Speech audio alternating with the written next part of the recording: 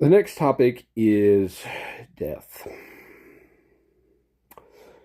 Nobody likes this one. Everyone has their own idea of what it is, or what it does, or why it exists, yada, yada, yada. And unless you've been through it or have at least remembered what it's like, you have absolutely no idea how to really define the experience, as it's one of those things you just kind of have to know.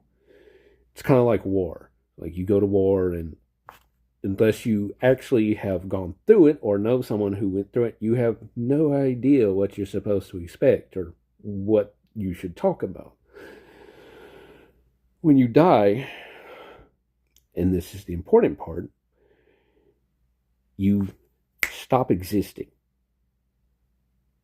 It doesn't mean you're truly dead. It's just part of the process, and it's only for a split second. At least, well, not a split second. It's roughly a second. You lose complete and total consciousness. You fail to experience anything for a second, and then you're back. It doesn't take that long, but you have no frame of reference anyway, so it doesn't really matter how long it is because you won't really be able to measure it.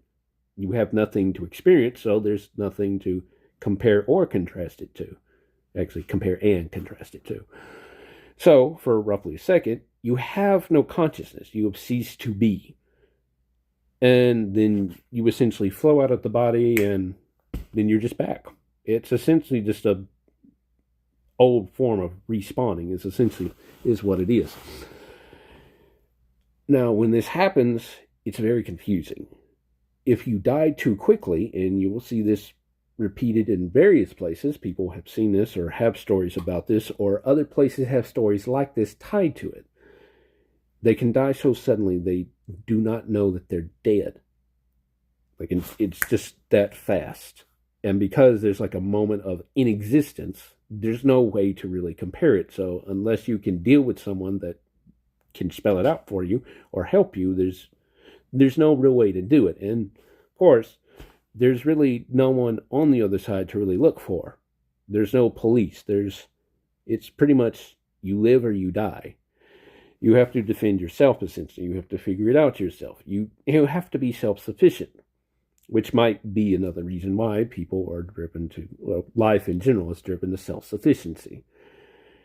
It's a very disorienting experience if you don't know what to expect. And it's easier to try at least piece together enough that when it does happen, you're not left swinging in the wind.